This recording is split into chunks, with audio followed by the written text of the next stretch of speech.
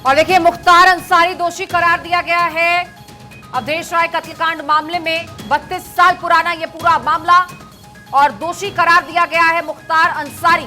आपको बता दें 2 बजे सजा का ऐलान हो जाएगा। इस मामले में दोषी करार दिया गया है मुख्तार अंसारी को। अवधेश राय हत्याकांड में मुख्तार अंसारी को दोषी करार दिया गया है। दोपहर 2 बजे सजा का ऐलान होगा। ये बड़ी खबर इस वक्त आपको बता रहे हैं। तो देखिए, एमपी एमएलए कोर्ट की तरफ से फैसला सुना दिया गया है, दोषी करार दिया गया है और अवधेश राय हत्याकांड में सजा का ऐलान 2 बजे होगा। ये बड़ी खबर इस वक्त आपको बता रहे हैं, जहां 32 साल पुराने अवधेश राय हत्याकांड में फैसला सुना दिया गया है और मुख्तार अंसारी दोषी करार दिया गया है और इस फैसले में सजा का ऐलान दोपहर 2 बजे होगा। मुख्तार अंसारी के खिलाफ लंबित अवधेश राय हत्याकांड में फैसला आ चुका है। सभी पक्षों की बहस हो चुकी है, गवाहों के बयान दर्ज हो चुके थे और अब दोषी करार दिया गया है। इस मामले में मुख्तार समेत 5 के खिलाफ आरोप थे। मुख्तार अंसारी को दोषी करार दिया गया है। ये बड़ी खबर आपको बता रहे हैं और इस हत्याकांड से जुड़ा हुआ बड़ा अपडेट आप तक पहुंचा रहे हैं, जहां 2 बजे सजा का ऐलान होगा। और अवनीश विद्यार्थी हमारे साथ जुड़ चुके हैं। अवनीश, क्या कुछ आज खास रहा कोर्ट की हियरिंग के दौरान? जी हाँ, तो थोड़ी देर पहले जैसे ही जज जो है वो अदालत के अंदर पहुंचे हैं एमपी एमएलए कोर्ट के, उन्होंने अपना फैसला सुनाया और फैसले में मुख्तार अंसारी को इस पूरे मामले में जो है वो दोषी करार दिया है। इसका मतलब आप इस तरह समझिए कि ये बड़ा घटनाक्रम था, 1991 की घटना थी और उस घटनाक्रम में लगातार जो है कानूनी दांवपेच के इस्तेमाल से, अपने रसूख के इस्तेमाल से समय लगातार ट्रायल का बढ़वाते जा रहा था। लेकिन सुप्रीम कोर्ट के निर्देश के बाद जब जनप्रतिनिधियों से जुड़े हुए जो मामले थे आपराधिक, उन मामलों के लिए फास्ट ट्रैक कोर्ट बनाई गई, एमपी एमएलए कोर्ट बनाई गई और उन अदालतों में जब इस तरह के फैसलों की सुनवाई, मामलों की सुनवाई शुरू हुई, तब इस पूरे मामले का ट्रायल जो है उसने गति पकड़ी। अजय राय जो कांग्रेस पार्टी के नेता थे, उस समय बीजेपी में थे, उन्होंने लगातार इस पूरे मामले की पैरवी की। वो गवाह भी थे इस मामले में और भी जो दूसरे गवाह थे उनको हॉस्टाइल किया गया, डॉक्यूमेंट जो है वो गायब किए गए। लेकिन आज अदालत ने इस पूरे मामले में जब फैसला सुनाया है तो मुख्तार अंसारी को दोषी करार दिया है। क्योंकि हत्या का मामला है, 302 की धारा लगी हुई है, तो इसमें अब जो पनिशमेंट है, सजा है, उसका ऐलान 2 बजे अदालत दोबारा बैठेगी तब सजा का ऐलान होगा। लेकिन उम्र कैद की सजा हो सकती है, मैक्सिमम पनिशमेंट भी हो सकता है।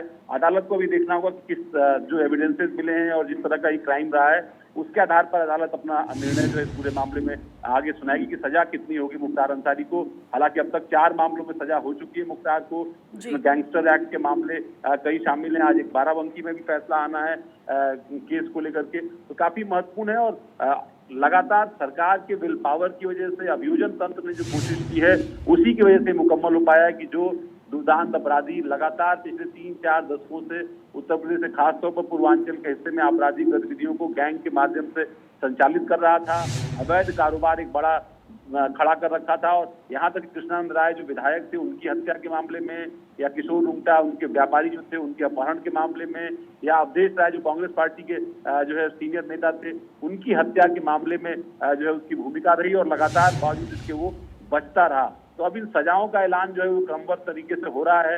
इससे पहले जो उसको अब तक मैक्सिमम पनिशमेंट हुई है वो 10 साल की सजा हुई है। अभी देखना होगा कि अदालत आज जो फैसला अपना सुनाती है 2 बजे, तब उसमें सजा का ऐलान क्या कुछ किया जाता है। जी बिल्कुल अवनीश, सजा का ऐलान क्या कुछ होगा इसके ऊपर लगातार हमारी नजरें बनी हुई है। दोपहर 2 बजे ऐलान किया जाएगा। फिलहाल इतनी खबर सामने आई है कि दोषी मुख्तार अंसारी को करार कर दिया गया है, यानी कि मुश्किलें यहां पर मुख्तार अंसारी की खत्म होती हुई बिल्कुल भी नजर नहीं आ रही है और कड़ा रुख यहां पर सरकार और कोर्ट के द्वारा अपनाया जा रहा है। इस बीच अवनीश, मैक्सिमम पनिशमेंट की लगातार हम बात कर रहे हैं। 2 बजे क्या कुछ मैक्सिमम पनिशमेंट का ऐलान आपके अनुसार किया जा सकता है अगर इसी केस की बात करें? और दूसरा, इसमें गैंगस्टर एक्ट केस में भी मामले में आज फैसला आना था, उसके बारे में क्या कुछ अपडेट?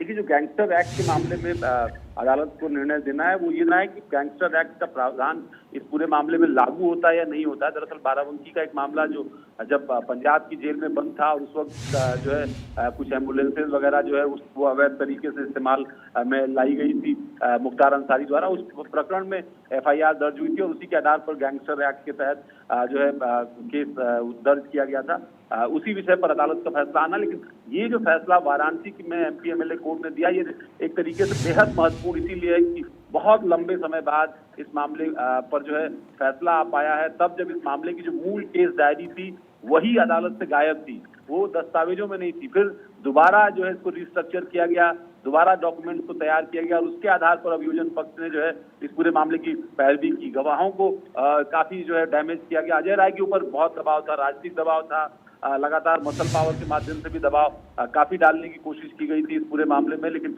लगातार वो भी प्रयासरत रहे। और आज अदालत में जब पहुंचे अजय राय तो काफी भावुक हो गए थे अपने भाई की सजा को लेकर के, इस पूरे मामले में मुख्तार अंसारी को सजा हो, भाई को न्याय उनके मिल पाए इतने लंबे समय बाद। तो वो भी अदालत में मौजूद थे और जज जैसे ही बैठे अदालत के अंदर उन्होंने अपना फैसला सुनाया और फैसले में मुख्तार अंसारी को दोषी करार दिया।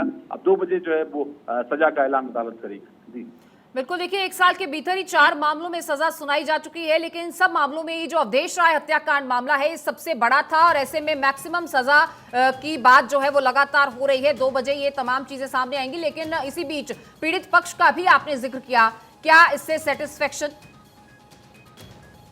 देखिए, दोषी करार दिए जाने से जरूर सेटिस्फेक्शन होगा और खासतौर पर ये मामला कंक्लूड होकर के निर्णय तक पहुंच पाया, ये एक बड़ी उपलब्धि होगी, क्योंकि बहुत सारे ऐसे मामले और खासतौर पर ये मामला भी कितने लंबे समय से 32 सालों से लगभग लटका हुआ था। तो ये बेहद महत्वपूर्ण कड़ी है इस पूरे मामले में। और मुख्तार अंसारी के लिए भी जो है उम्र के इस पड़ाव पर, जब वो एक तरफ माफिया था, जनप्रतिनिधि था, लगातार चुन करके विधानसभा में पहुंच रहा था, उसका भाई लोकसभा में पहुंच रहा था, उसके और दूसरे परिवार के लोग चुन करके पहुंच रहे थे, लेकिन इसके आपराधिक साम्राज्य को जो चोट लगी है और खासतौर पर उसके आर्थिक साम्राज्य को जो चोट लगी है, उत्तर प्रदेश की योगी सरकार के प्रयासों से, लगातार अभियोजन पक्ष के माध्यम से पैरवी अच्छी हुई, लिहाजा सजाएं हो रही हैं। लेकिन 3 मामले बहुत महत्वपूर्ण थे। देखिए, मुख्तार अंसारी के खिलाफ एक कृष्णानंद राय का मामला जो सीबीआई में चल रहा था, जिस मामले में वो बच गया, सीबीआई कोर्ट ने उसको बरी कर दिया, हालांकि ऊपर की अदालत में उस मामले में अपील हुई है।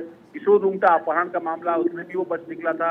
अवधेश राय की हत्या का जो मामला था वो बेहद महत्वपूर्ण मामला था, बावजूद इसके कि इस मामले की मूल केस डायरी गायब थी, उसके बावजूद जो इस पूरे मामले का ट्रायल चल रहा था, दोबारा रीअसेंबल किए गए डॉक्यूमेंट और उसके आधार पर इस मामले की पैरवी करके सजा दिलाने की कोशिश हो रही थी। और इसीलिए महत्वपूर्ण था कि इसी मामले में जो धाराएं हैं मुख्तार अंसारी के खिलाफ, वो उसको सबसे ज्यादा सजा तक ले जा सकती हैं, इसलिए ये बेहद महत्वपूर्ण हो जाता है। और ऐसे में अदालत का निर्णय, ये 302 के मामले में तो फांसी की सजा हो सकती है आपको, अगर अदालत निर्णय देती है तो, वरना उम्र कैद की सजा तो होनी ही है। तो ये एक बेहद महत्वपूर्ण जो है इस पूरे मामले में घटनाक्रम है कि अब देखना अदालत किस तरह की सजा देखती है इस मामले में, एविडेंसेस के आधार पर, जो परिस्थिति जन साक्ष्य हैं उनको देखते हुए और जो दलील वहां पर दोनों पक्षों के वकील रखेंगे उसके माध्यम से। बिल्कुल अवनीश, 2 बजे फैसला तो सुनाया जाएगा ही, साथ साथ में अगर अवधेश राय हत्याकांड के बारे में लगातार जिस तरीके से हम जिक्र कर रहे हैं कि सबसे पुराना मामला, 32 साल इस मामले को हो चुके हुए,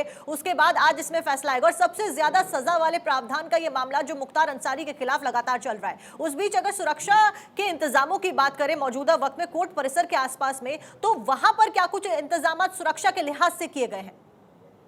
देखिए, सुरक्षा बेहद चाक चौबंद है। ये सब इलाके वो रहे पूर्वांचल के जो तरीके से आपराधिक गढ़ के तौर पर अंसारी परिवार के लिए रहे, लिहाजा एहतियातन प्रशासनिक व्यवस्था ने काफी सुरक्षा व्यवस्था जेल के बाहर भी जो कोर्ट है, कोर्ट परिसर के बाहर भी रखती है और भी तमाम जगहों पर गवाहों को बहुत सुरक्षित तौर पर इस मामले में जो है सामने रखा गया, जो इस मामले की पैरवी कर रहे हैं उनकी सुरक्षा को लेकर भी खास तौर पर तवज्जो थी, सबसे बड़ी बात है। और इसीलिए मैं आपसे कह रहा हूँ कि राजनीतिक तौर पर भी इस मामले में बहुत दबाव डाला गया अजय राय के ऊपर, उनके परिवार के ऊपर, आपराधिक तौर पर भी, क्योंकि आपराधिक प्रवृत्ति के सभी इसमें मुख्य अपराधी हैं, उनके बड़े गैंग चलते हैं, पूर्वांचल में उनका रसूख है, लिहाजा मसल पावर का भी खूब इस्तेमाल हुआ, गवाहों को होस्टाइल किया गया, उन पर लगातार दबाव बनाया गया, अजय राय पर व्यक्तिगत तौर पर हमले कराए गए, उन पर दबाव बनाया गया।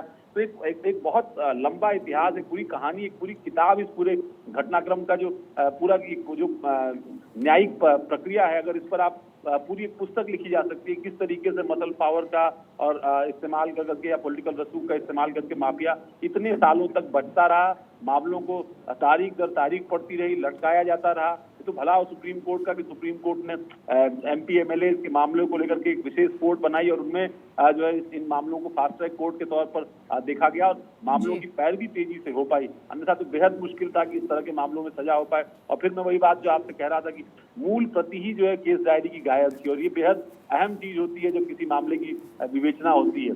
तो ऐसे में निश्चित तौर पर इस बात के लिए अभियोजन पक्ष भी और जो एविडेंसेस थे, गवाह जो थे इस पूरे मामले के, उनको कहीं ना कहीं उनकी सराहना करनी होगी कि उन्होंने इस पूरे मामले को इस कंक्लूजन तक पहुंचाया और अदालत ने जो है इस पूरे मामले में मुख्तार अंसारी को दोषी करार दिया है। बिल्कुल, देखिए मुख्तार अंसारी का फैसला तो हो चुका है, 2 बजे सजा का ऐलान हो जाएगा, फांसी की सजा होती है या फिर उम्र कैद, इस पर तमाम चीजें सामने आएंगी 2 बजे। लेकिन देखिए मुख्तार के साथ साथ मुख्तार समेत 4 आरोपी थे इस पूरे मामले में, बाकियों को लेकर क्या फैसला है?